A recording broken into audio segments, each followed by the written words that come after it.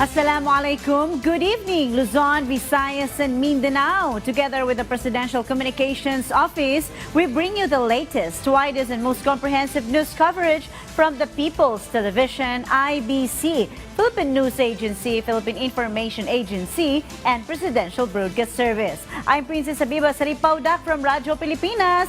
Welcome to Balitang Pambansa.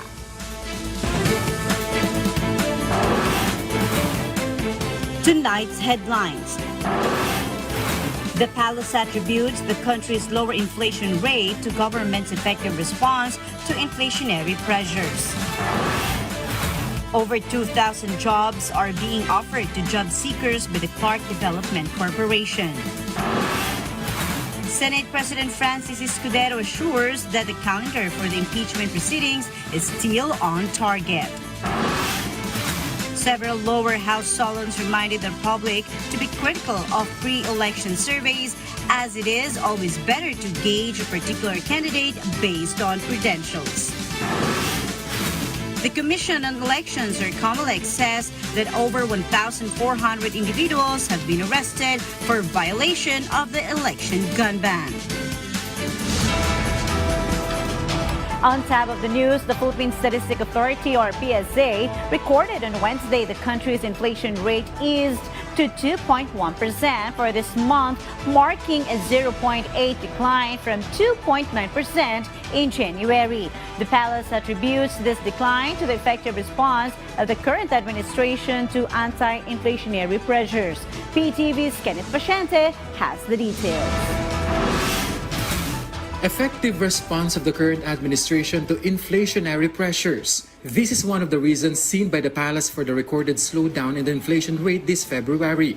During the Malacanang press briefing, the palace welcomed the decline in the inflation rate last month, which was recorded at 2.1% from the previous 2.9% in January. This marks the biggest drop in the inflation rate since September of last year. A significant factor in this decline are the measures implemented by the Marcos Jr. administration. Ayon sa National Economic and Development Authority, ang patuloy na pagbaba ng inflation rate ay indikasyon na epektibo ang mga hakbang na ginagawa ng gobyerno kontra sa tinatawag na inflationary pressures. Sisikapin din ng ahensya na panatilihing mababa ang inflation rate at tugunan agad ang mga posibleng pagtaas ng ibang commodities. The palace also stressed the recorded 2.5% average inflation rate remains within the government's target range of 2 to 4%. Ang mas mababang antas ng inflation ay bunsod ng mas mabagal na pagtaas ng presyo ng food and non-alcoholic beverages na nasa 2% or 2.6%.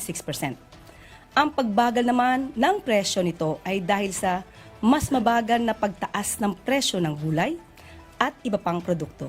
In connection with this, the National Economic and Development Authority ensures the continued implementation of measures to further slow down the country's inflation.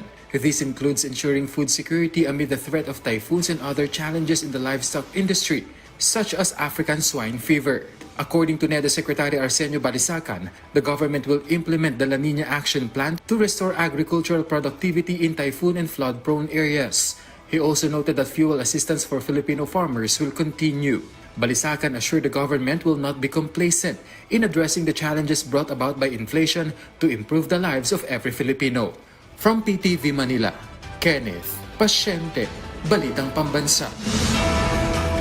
Malacanang assured President Ferdinand Marcos Jr. is focused on the investigation of the Santa Maria to Cabagan Bridge that collapsed last week. According to PCO Undersecretary and Palace Press Officer Claire Castro, the authorities will conduct further investigation on the incident.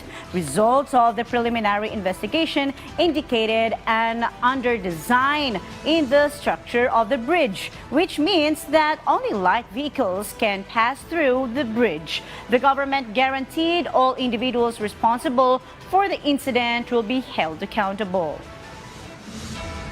Ang sabi nga po, hindi lamang po ang nakaraang administrasyon ang pwedeng pananagutin dito. Lahat po, hanggang sa ngayon, kung sino po ang maaaring naging may liability dito, kung meron man, Lahat po yan ay dapat managot.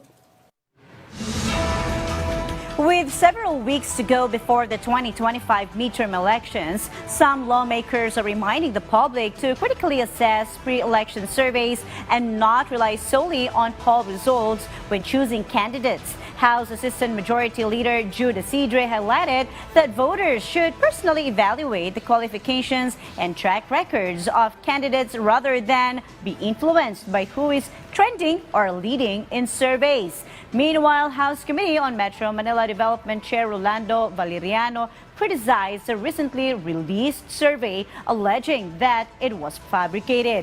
For her part, House Assistant Majority Leader Pammy Zamora acknowledged that surveys can be useful, but she stressed that only if they are scientifically conducted and follow the proper methodology. The Commission on Elections, or COMELEC, had previously issued a resolution addressing concerns related to election surveys.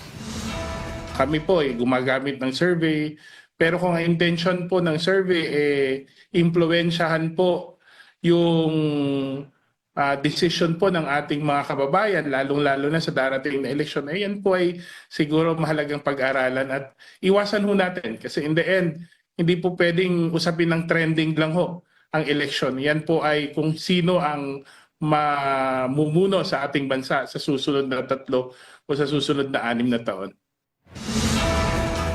Meanwhile, House Solons of party list groups slammed Senate President Francis Escudero's deliberate foot-dragging on the Vice President's impeachment trial as deplorable and unconstitutional.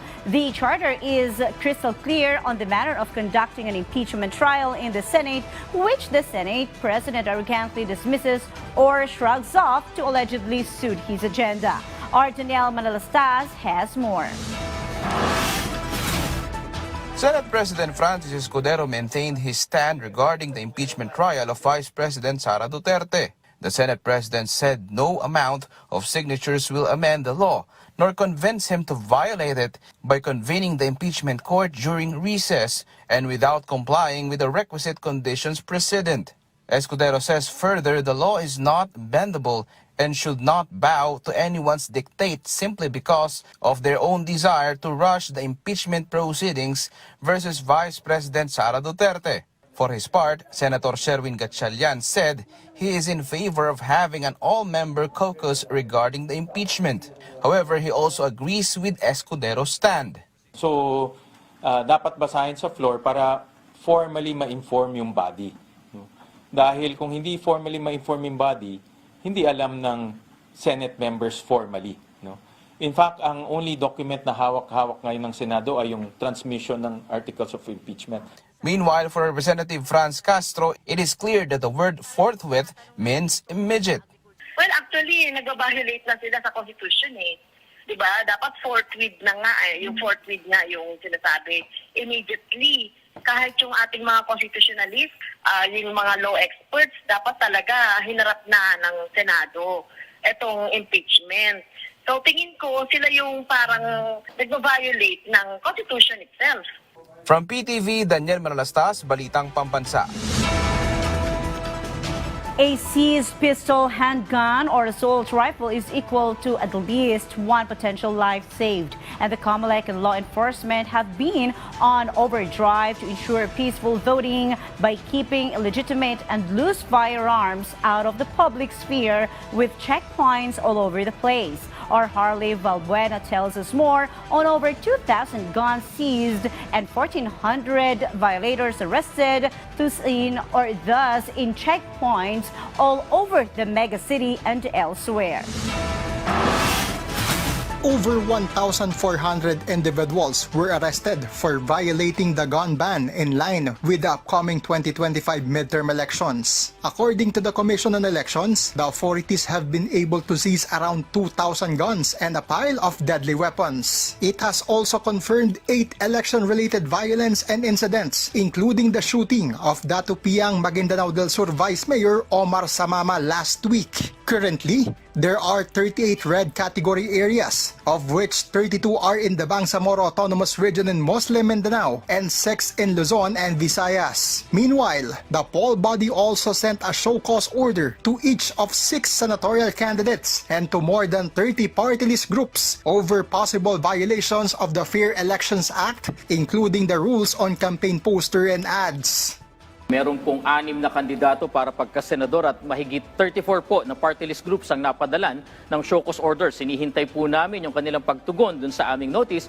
COMELEC Chairman George Garcia also assured strict monitoring on candidates who use government resources to buy votes. Hindi naman po nila pera yan eh. Pera natin yun eh. Tapos ginagastos nila parang pocket money lang. Diba? So kaya po medyo mahigpit ang COMELEC sa bagay na yan. The poll body is also coordinating with the Bangko Sentral ng Pilipinas and Anti-Money Laundering Council in combating vote buying online. Bantayan yung transactions, cash in and cash out, i-monitor ang suspicious multiple transactions, pati na rin po yung pagre-restrict ng maramihang cash in, cash out. May digital footprint, merong digital evidence. In fact, kung iniisip nila na anonymous ang vote buying doon, nagkakamali po sila. Mas madali ang ebidensya sa vote buying. From PTV Manila, Hardy Valbuena for Balitang Pambansa. The Clark Development Corporation, or CDC, announced that over 2,000 job openings are available following offers from 30 investors or locators. These job vacancies are from the information and communication technology sector, business process outsourcing or BPOs, and the industrial sector. PTV's Clazel Pardilia has the details. Beverly took a leap of faith, leaving Samar to find a job in Manila. Her inspiration, her 8 siblings she left in the province. Para matulungan ang pamilya. Bakit ma'am, ano po bang sitwasyon ng pamilya niyo?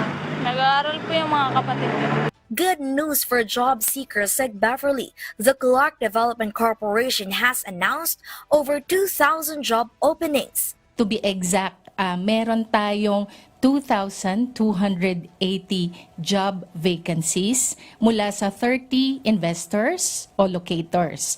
Among the available jobs are in the information and communications technology sector, including BPOs. Opportunities are also open for engineers, machine operators, and warehouse staff. Bus drivers, cashiers, and store managers are also in demand. Nurses and medical technologies are welcome too. Applicants may send their resumes to jobs@clark.com. Clark Development Corporation is a government-owned and controlled corporation overseeing operations at Clark Freeport Zone, providing services and support to companies in the area. It aims to create more jobs and boost the country's economy. Under the leadership of President Ferdinand R. Marcos Jr., the CDC contributed 1.8 billion pesos to the national treasury in 2023, a significant increase from 1.2 billion pesos in 2022. This funds support the government's Build Better More infrastructure programs. Clazel Pardilia, Balitang Pambansa. The Department of Agriculture, or DA, confirmed the inflation in the hog industry slowed down, even though the maximum suggested retail price, or MSRP, for pork has yet to be implemented. The ease in pork prices is expected to be felt even more once the MSRP takes effect on March 10. Also, the DA assured that local government units and regional offices are ready to address the African swine fever, or ASF, outbreak in Ilocos Norte. Meanwhile, on the other news, extreme heat continues to prevail across the country, especially with the end of the amihan season expected this March. As a result, senior citizens are among the most affected by the intense heat. Meanwhile, according to the Philippine Pediatric Society, or PPS, aside from heat stress and heat stroke, other diseases are also on the rise this summer, such as vector-borne diseases and waterborne illnesses. The PPS also said that the threat of dengue is still high, so it is important to always keep the environment clean. On the other news, an F-A-50 fighter jet of the Philippine Air Force crashed onto Mount Kalatungan in Bukidnon. The aircraft was reported missing after losing communication during tactical night operations on Tuesday. Unfortunately, search and rescue teams also discovered the bodies of both pilots on board. According to the Air Force, there are indications that the pilots were not able to eject from the plane before it crashed. An investigation at the crash site is still ongoing. The Philippine Air Force has not disclosed the names of the deceased pilots but has reportedly been in contact with their families.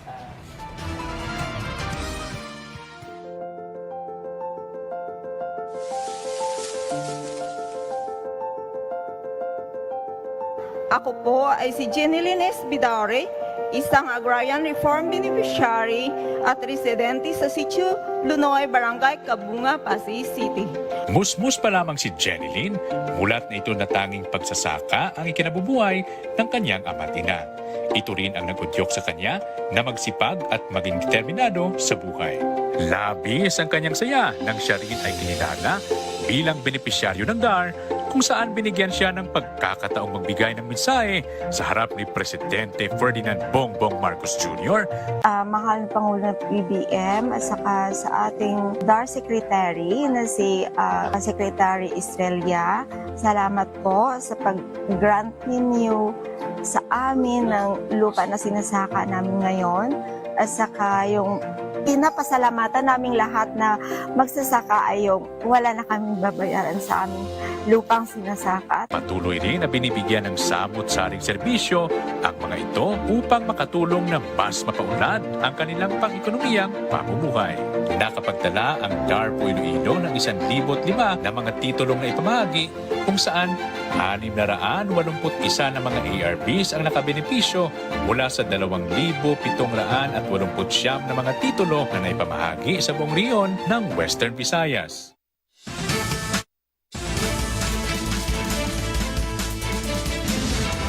On Balitang Pambansa, the Department of Social Welfare and Development, or DSWD, admitted to having received complaints against fake foundations, non-governmental organizations, and charitable institutions, which is why they established the Kaagapay Donations Portal. This portal aims to identify scam and bogus foundations. It is also an initiative of the DSWD in accordance with the directive of President Ferdinand Marcos Jr. regarding digitalization. The department will publish on their social media accounts the non-accredited Social Welfare and Development Services, or SWADAS, and will also inform those services if they have been removed from the list to give them time to get accreditation or obtain license to operate and solicit donations. On the other news, House Speaker Martin Romualdez asserted that the continuous slowdown of inflation rate in the country is proof that the administration's program are effective in controlling the prices of essential goods and protecting the purchasing power. The government continues to remain focused on lowering the prices of basic necessities, which is also supported by the lower house. Meanwhile, according to the Economist Lawmaker House Ways and Means Committee Chair Joey Salceda, the continuous decrease in the price is also commendable.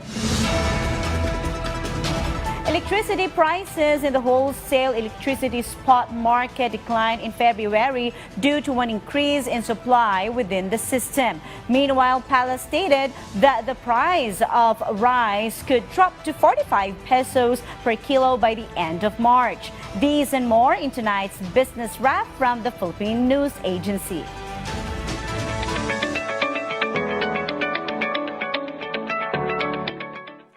In our business news, prices of power in the wholesale electricity spot market, or WESM, dropped in February due to the increased supply in the system.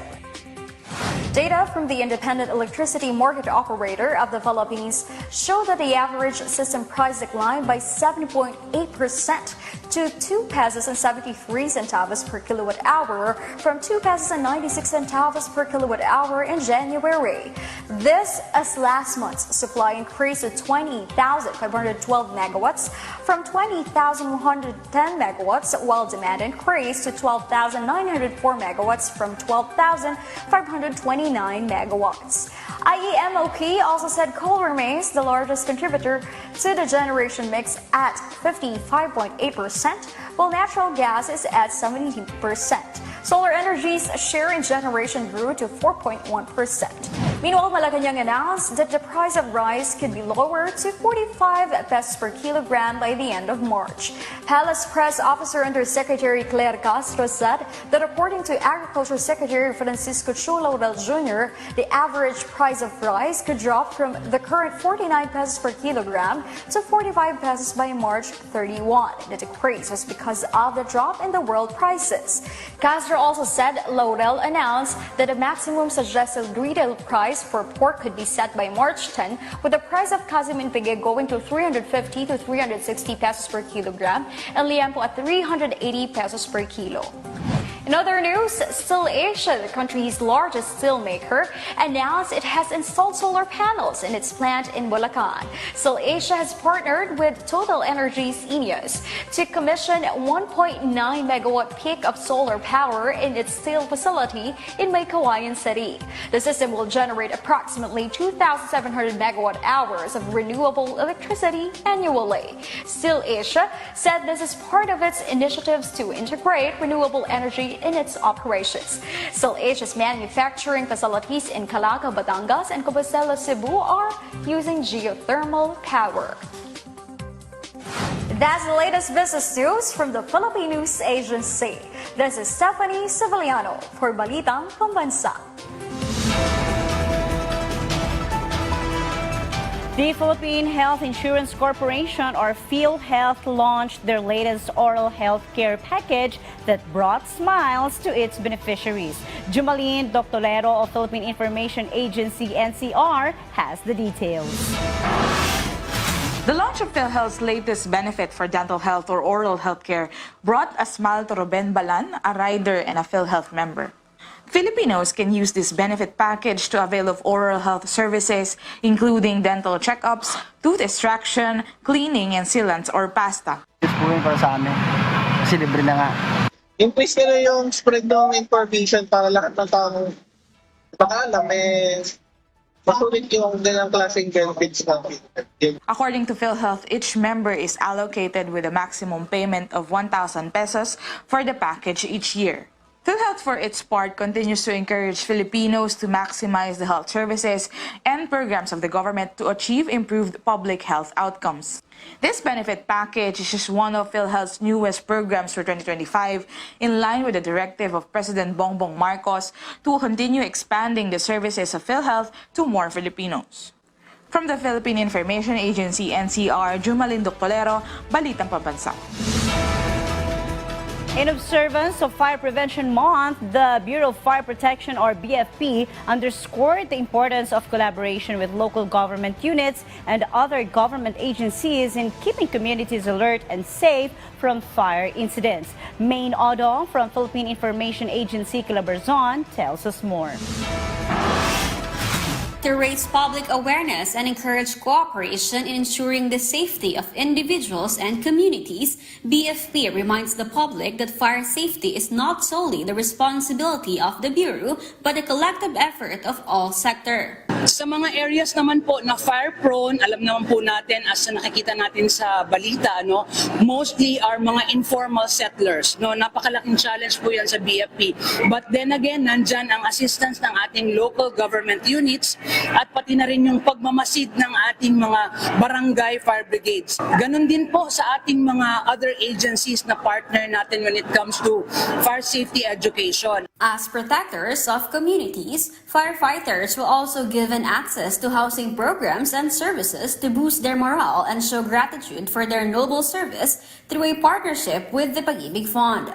We recognize the sacrifices you make so that civilians are protected from the hazards of fire. Kaya naman po, hayaan po ninyo kami na magbigay rin ng proteksyon sa inyo sa pamamagitan ng mga benepisyong makakatulong sa pagpapaunlad ng inyong buhay. Every March, fire-related incidents increase due to a combination of environmental factors and increased electrical consumption. Sa pag-iwas sa sunog, hindi ka nag-iisa. That is the battle cry of BFP as they urge the public to be alert and vigilant in keeping everyone safe. From PIA Calabarzon, Main Odong, Balitang Pambansa. The Department of Education in Region 12 is all set for the Soxargen Regional Athletic Association meet. Aurea Marie Belguera from Philippine Information Agency Soxargen has more. The Department of Education in Region 12 is all geared up for the Soxargen Regional Athletic Association Saraa Meet, which will feature 7,000 student athletes and guests from the region. The Saraa Meet, a week-long sporting event slated for March 3 to 8, is an annual competition that gathers student athletes from the 9 divisions in Soxargen to promote physical vitality, mental agility, and sportsmanship, among others. DepEd Regional Director Carlito Rocafort described the 2025 Saraa Meet a historic first, highlighting the unprecedented joint hosting efforts between the city and provincial governments. We are making a history.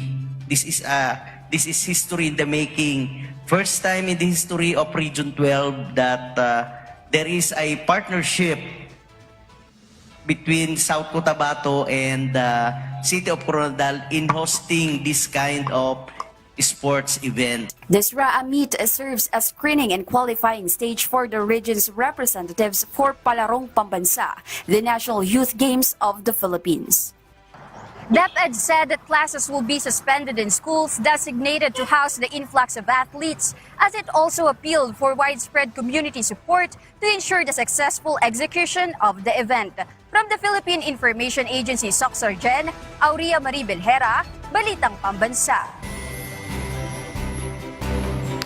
And for our weather, an extreme caution heat index could be experienced in many areas of the country tomorrow. According to Pagasa, a heat index between 40 to 41 degrees Celsius is expected to be felt in the following areas: the Naiya in Pasay City, Science Garden in Quezon City, Iba in Zambales, Cubi Point in Subic Bay, San Ildefonso in Bulacan, Sangre Point in Cavite, Ambulong in Tanauan, Batangas, San Jose in Occidental Mindoro, Cuyo in Palawan, and Tacloban City in Leyte.